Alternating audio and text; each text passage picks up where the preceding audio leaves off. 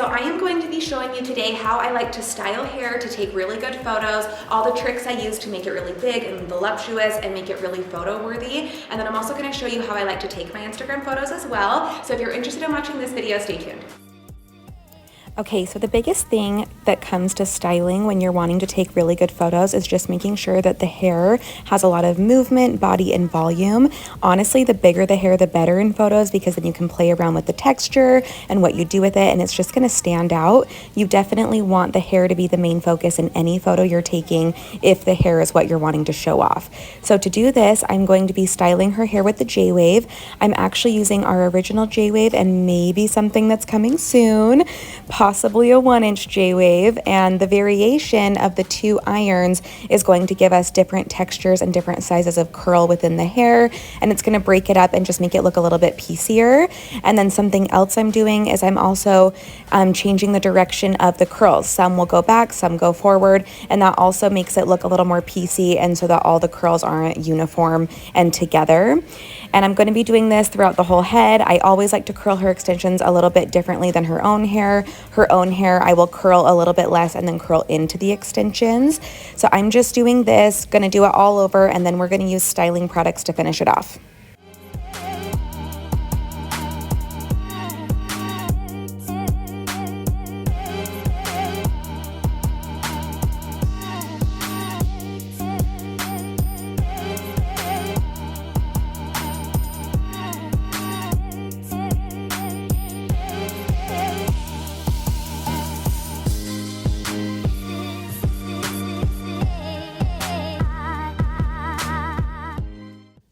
All right, so I'm going to be using all my favorites on her today. The first step is texture spray. I'm using Bedroom Hair by Kevin Murphy.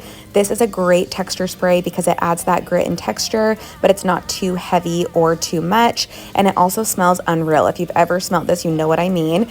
And then I'm just going to be kind of like fingering through the hair, getting it to be a little more broken apart, loosen it up a little bit. And then once it's looking how I want it to, I use Session Spray by Kevin Murphy, which is just their regular hold hairspray.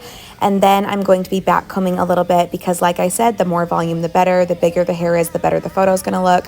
So I just kind of teased at the top of her hair and then throughout the ends to kind of spread it apart and make it even bigger. And the nice thing about extensions is there's just more to play with, so you can just make those extensions as big as you need. I'm also putting some Rosé Hair Shine Oil throughout her ends and mids and then around her face just to kind of make everything lay down perfect.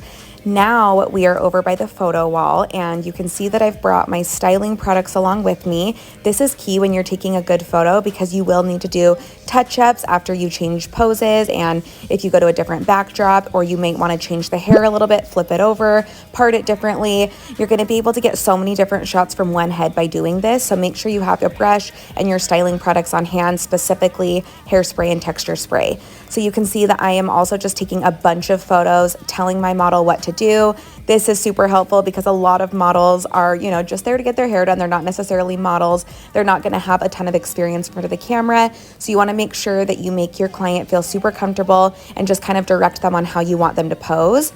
I got a bunch of shots in the front. Now I'm going to do the back side, and I'm having her put her arms up in some of them, touch her hair in others, just kind of sit still in others. And I'm just taking so many photos per post that I have a lot of options.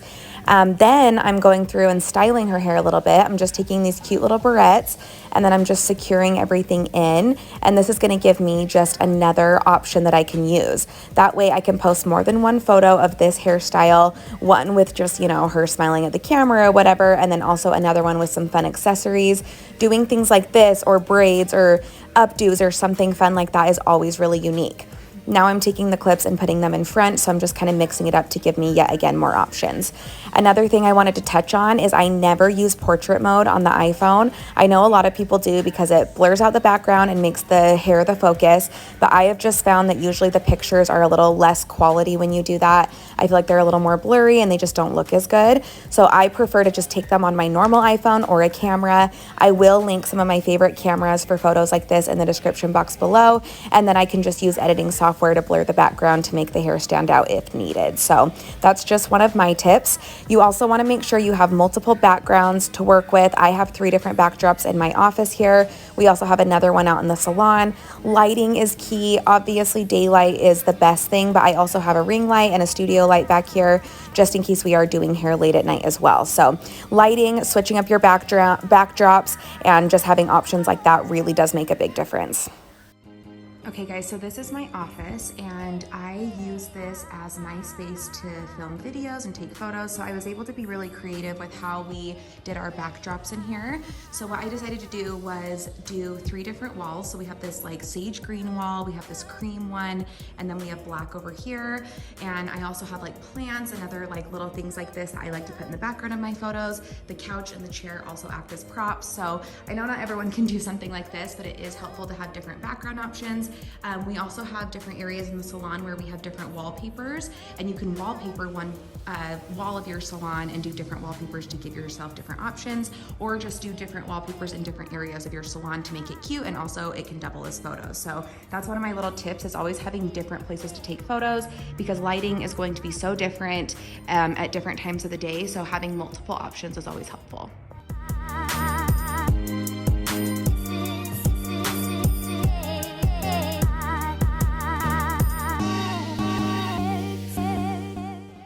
All right, you guys, this is the after of her hair all styled up. You guys saw how I utilized different angles and different backdrops, lighting, different props for the hair, different poses. You just have to get creative when it comes to Instagram, and it's so much fun when your model has hair like this because there's more options. I hope you guys learned a little something from this video, and I'll catch you on the next one.